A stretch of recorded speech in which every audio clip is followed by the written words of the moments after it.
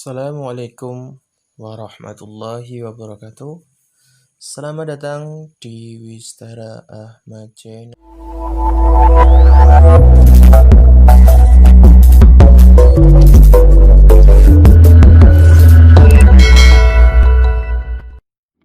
Assalamualaikum warahmatullahi wabarakatuh. Anak-anakku kelas 9, alhamdulillah pada kesempatan kali ini kita bisa bertemu kembali dalam mata pelajaran fikih kelas 9 semester Kasal. Oke anakku, kelas 9, bagaimana kabarnya hari ini? Alhamdulillah, luar biasa, Allahu Akbar. Oke, untuk pertemuan kali ini melanjutkan dalam pembelajaran fikih.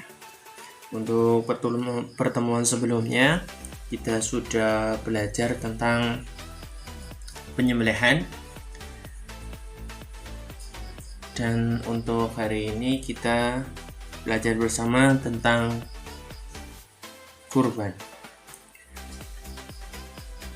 Namun sebelum kita memulai pembelajaran, silakan bagi anak-anak yang belum subscribe, silakan klik subscribe terlebih dahulu agar kalian bisa memperoleh notifikasi ataupun pemberitahuan tentang update materi pembelajaran yang Pak Fendi sampaikan melalui YouTube channel ini. Terima kasih, dan bila mana pembelajaran ini bermanfaat buat kalian, silahkan klik tombol like dan juga silahkan bagikan ke teman-teman kalian agar teman kalian juga bisa memperoleh ilmu tentang kurban.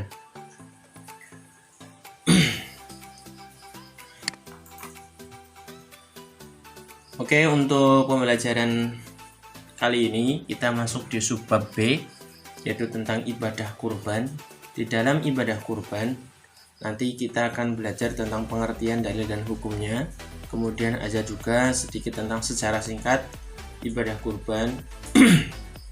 Berikutnya yang ketiga adalah ketentuan hewan kurban. Ada juga sunah-sunah dalam penyembelihan kurban dan juga tata caranya. Sampai yang terakhir adalah hikmah dari penyembelihan kurban. Oke, namun sebelum kita masuk dalam pembahasan yang pertama, yaitu tentang pengertian, marilah kita buka pembelajaran hari ini dengan membaca basmalah bersama. Bismillahirrahmanirrahim. Oke, silakan disiapkan buku tulis fikihnya dan juga alat tulisnya. Silakan catat materi penting pada pembelajaran kali ini.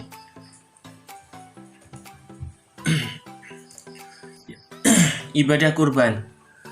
Bagi muslim, kurban adalah syariat yang ditetapkan Allah Subhanahu wa taala. Bahkan sejak Nabi Adam alaihissalam sudah ada syariat kurban. Hal ini dapat dipahami dari kisah Qabil dan Habil, dua putra dari Nabi Adam alaihissalam, di mana kurban salah satu dari mereka tidak diterima karena unsur ketidakikhlasannya. Ya.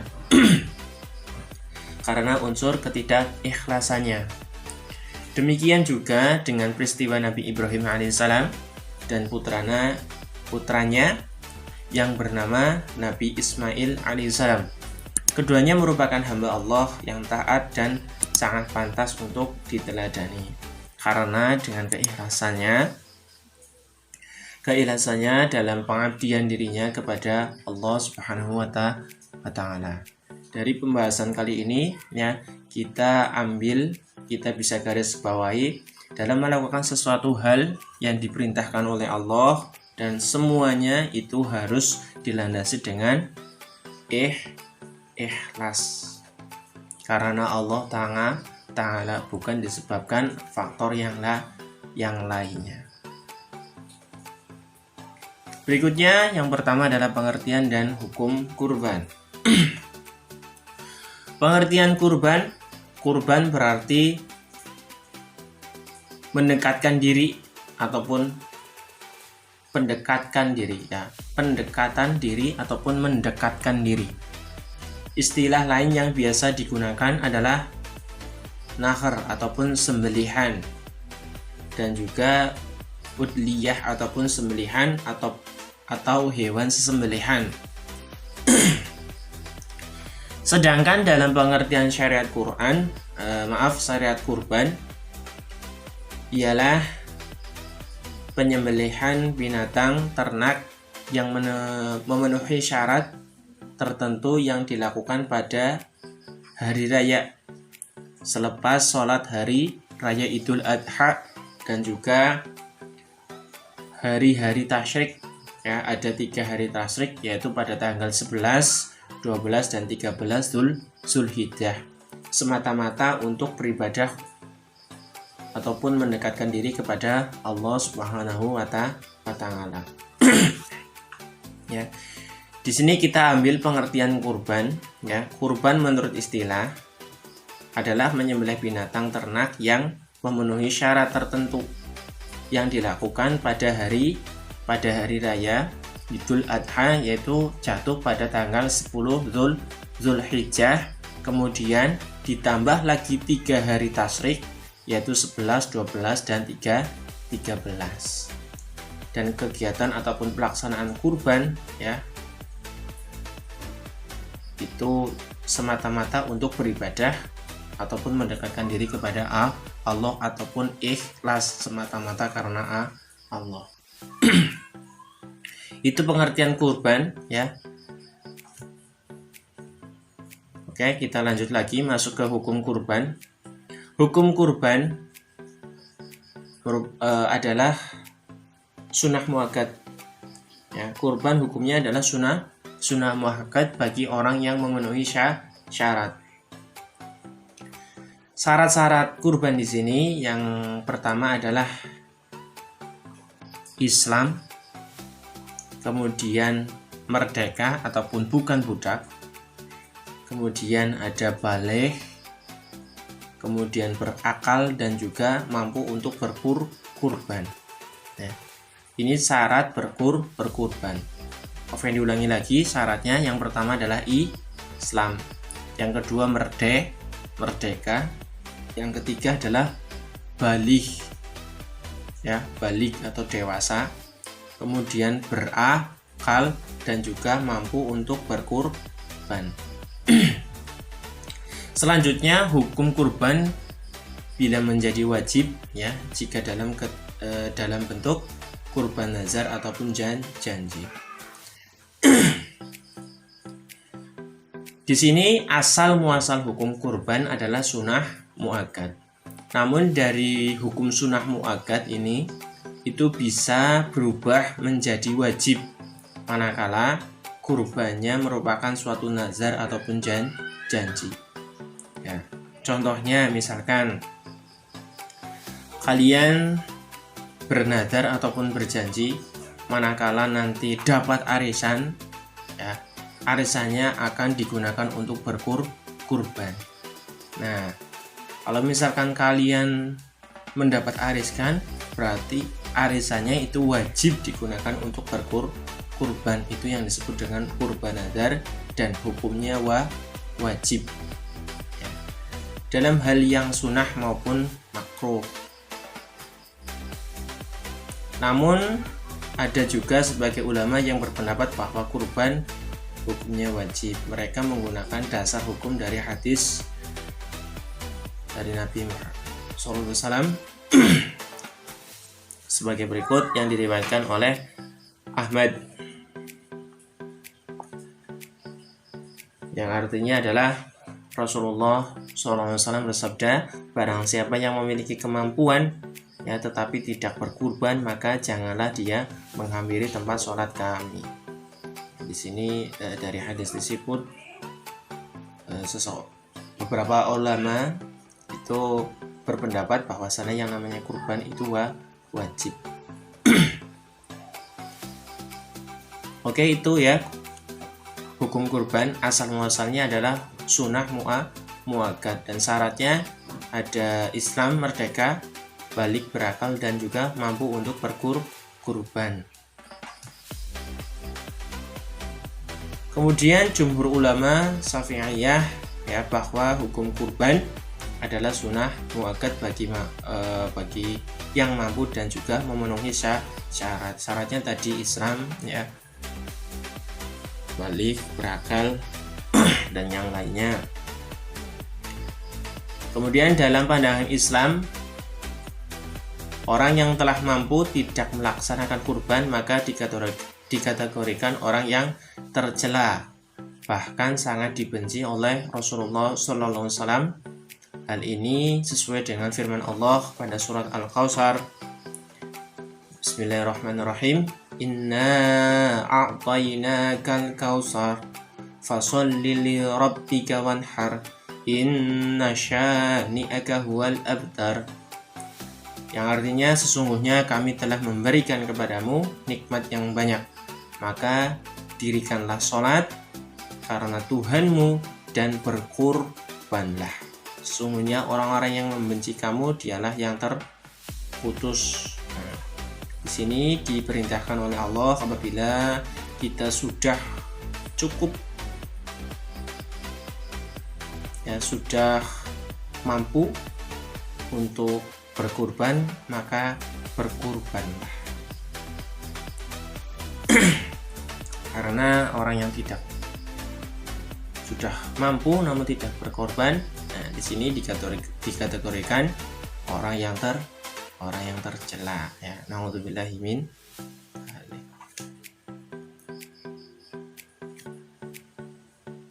Selanjutnya adalah ketentuan hewan kurban. Yang pertama adalah jenis dan syarat hewan kurban. Hewan kurban hanya boleh dari kalangan bahimatul an'am, yaitu hewan yang diternakan untuk diperah susunya dan dikonsumsi dagingnya, yaitu ada hewan onta, sapi, kerbau, domba ataupun kambing.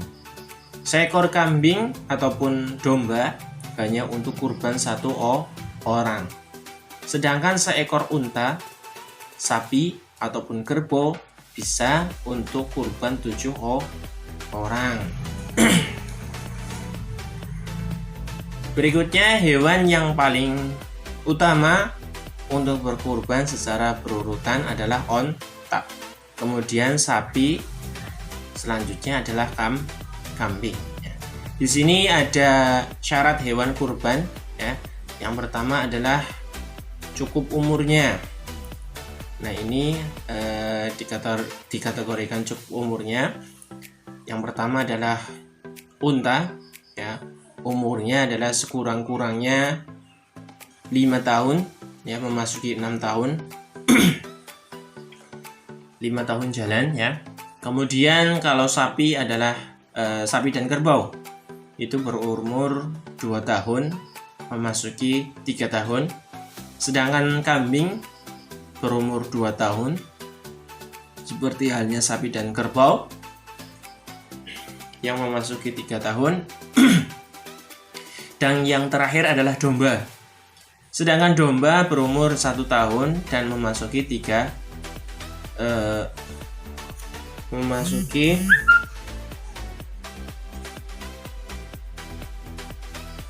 tahun.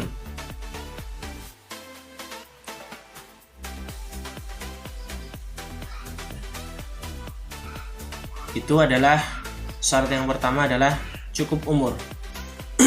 Kemudian yang kedua adalah tidak dalam kondisi cacat ya. Jadi badannya tidak kurus kering, kemudian tidak sedang hamil ataupun telah melahirkan. Kemudian kaki tidak pincang ya, kaki yang sempurna. Kemudian matanya juga sehat ya, tidak buta ataupun cacat yang lainnya. Kemudian badannya juga sehat ya. Kemudian daun telinganya lengkap dan tidak terpotong. Ya, syarat yang kedua adalah kondisi hewan sehat ya, sempurna, tidak cacat. Kemudian untuk hewan sapi, kerbau ataupun kambing yang tanduknya pecah satu ataupun dua-duanya, maka sah untuk dijadikan kurban karena tidak dikategorikan cacat. Dan untuk hewan yang lahir tanpa daun telinga ataupun telinganya hanya satu, maka tidak sah untuk ataupun tidak sah untuk dikurbankan.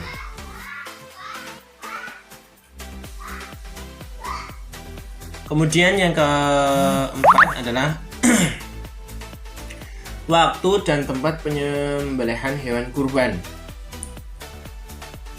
Pada hari Idul Adha, yang tadi di depan sudah Pak Fendi sampaikan, waktunya adalah pada hari Idul Adha, yaitu jatuh pada tanggal 10 bulan Dzulhijjah.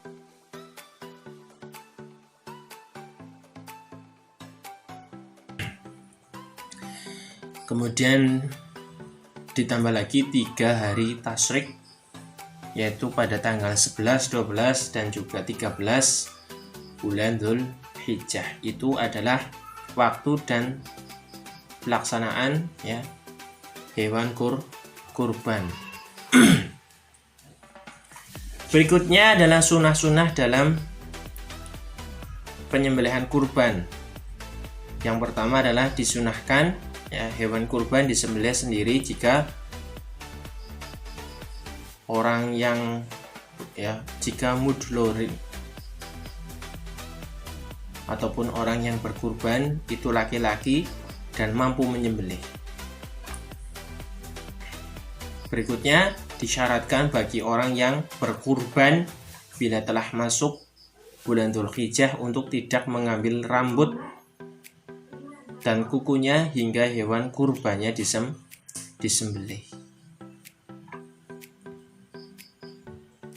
Berikutnya yang ketiga, daging kurban sebaiknya dibagikan kepada fakir miskin ya dalam keadaan mentah dengan ketentuan sebagai berikut: 1/3 untuk yang berkurban, kemudian ya untuk yang berkurban dan juga keluarganya, kemudian 1/3 lagi untuk fakir miskin, kemudian 1/3 lagi untuk hadiah kepada masyarakat sekitar ataupun disimpan agar sewaktu-waktu bisa dimanfaatkan ya. Adapun tujuan pembagian ini untuk mengikat tali silaturahmi dan sebagian untuk dirinya sendiri ya. Ini adalah pembagian kurban ya. Daging kurban itu dibagikan masih dalam keadaan mentah. Kemudian penyembelihan hewan kurban ataupun pengurus kurban boleh saja menerima daging kurban, tetapi sebagai upah penyembelihan ataupun upah mengurus. Yang ya demikian pula dilarang menjual daging kurban. Nah, di sini ya tidak ataupun dilarang ya menjual daging kurban. Daging kurban dikonsumsi saja sendiri ya, ataupun beramai-ramai tidak boleh dijual. Kemudian yang keenam adalah tata cara penyembelihan hewan kurban. Hewan yang akan dikurbankan dibaringkan ke sebelah rusuknya yang kiri dengan posisi mukanya menghadap ke arah kiblat, diiringi dengan membaca doa Rabbana taqabbal minna innaka anta sami'ul alim, yang artinya ya Tuhan kami, terimalah kiranya kurban kami ini, sesungguhnya Engkau maha mendengar lagi maha mengetahui ya. Kemarin untuk pemotongan ataupun penyembelihan sudah Pak Fendi jelaskan pada materi sebelumnya. Kemudian penyembelihan meletakkan penyembelih ya meletakkan kakinya yang sebelah di atas leher hewan agar hewan itu tidak menggerak-gerakkan kepalanya ataupun meronta, dan juga diingatkan pada saat menyembelih itu tidak boleh menyakiti hewan dan menggunakan alat yang tajam. Kemudian yang C adalah penyembelih melakukan penyembelihan sambil membaca Bismillahi Allahu Akbar, yang artinya dengan nama Allah, Allah Maha Besar. Dapat pula ditambah dengan membaca sholawat Nabi. Para penonton pun dapat turut memeriahkan dengan gema takbir, ya, Allahu Akbar. Kemudian penyembelih membaca doa kabul ataupun doa supaya kurban diterima Allah, ya, yaitu Allahumma minka wa ilaika Allahumma taqabbal min, ya, yang artinya sebut nama orang yang berkurban. Kemudian Allah, ya Allah, ini adalah darimu dan akan kembali padamu, ya Allah, terimalah dari siapa orang yang berkurban, ya, sebut nama orang yang berkurban. Itu proses penyembelihan saat penyembelihan. Dan yang terakhir di sini adalah hikmah ibadah kurban. Ibadah kurban selain bertujuan mendekatkan diri kepada Allah Subhanahu wa taala dan juga memperoleh ridho Allah, juga sebagai ibadah sosial, ya, dengan menyantuni kaum lemah. Ibadah ini mengandung nilai keteguhan dan keimanan serta menjadi bukti pengorbanan yang didasari dengan penuh keikhlasan dan kesabaran. Di antara hikmah kurban antara lain, yang pertama adalah mengamalkan dan melaksanakan perintah Allah. Berikutnya adalah mendidik jiwa ke arah takwa dan mendekatkan diri kepada Allah. Selanjutnya adalah mengikis sifat tamak, ya, sifat tamak, dan juga mewujudkan sifat murah hati maupun membelanjakan hartanya di jalan Allah. Membelanjakan, ya, dengan cara membeli hewan kurban, kemudian dikurbankan, disembelih, dan daging dari hewan dibagikan kepada orang yang menerima. Selanjutnya adalah menjalin hubungan kasih sayang sesama manusia, terutama antara golongan berada dengan golongan yang kurang bernasib baik, ya. Golongan yang berada, ya, orang yang sudah dikategorikan mampu untuk berkurban, kemudian berkurban, ya, kemudian daging kurbannya tadi diberikan, ya, ataupun dibagikan kepada golongan yang kurang bernasib baik, ya, yang biasa makan seadanya, ya, sekarang bisa menikmati hidangan dari daging kurban. Kemudian sebagai mediator untuk persahabatan dan juga mewujudkan setia kawanan sosial. Dan yang terakhir adalah ikut meningkatkan gizi masyarakat, perbaikan gizi. Dan yang kedua adalah hikmah ibadah kurban, ya, adalah bersyukur kepada Allah atas segala limpahan nikmat dan juga karunia-Nya, seperti halnya tadi, ya, pada firman Allah, ya, inna a'tainakal kautsar fasholli li rabbika wanhar inna sani'aka huwal abtar. Ya, kita diberi nikmat oleh Allah, ya, kemudian nikmat tersebut, ya, dari nikmat tersebut itu bukan hanya milik kita, maka ada nikmatnya orang lain. Makanya kita gunakan harta kita untuk membeli sebuah hewan, ya, seekor hewan, bukan seekor hewan, ya, kemudian dikurbankan, dan juga daging dari dari hewan tersebut dibagi-bagikan, ya, kepada orang lain. Kemudian yang kedua adalah menghidupkan ajaran Nabi Ibrahim alaihissalam. Nabi Ibrahim alaihissalam ya berkurban.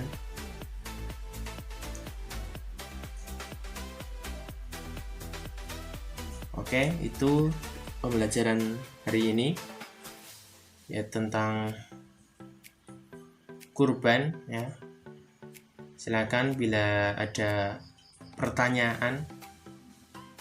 Pak Fendi menyampaikan cukup singkat ini ya, silakan bila ada pertanyaan ditulis di kolom komentar ataupun bisa langsung ditanyakan via WA, langsung WA ke Pak Fendi.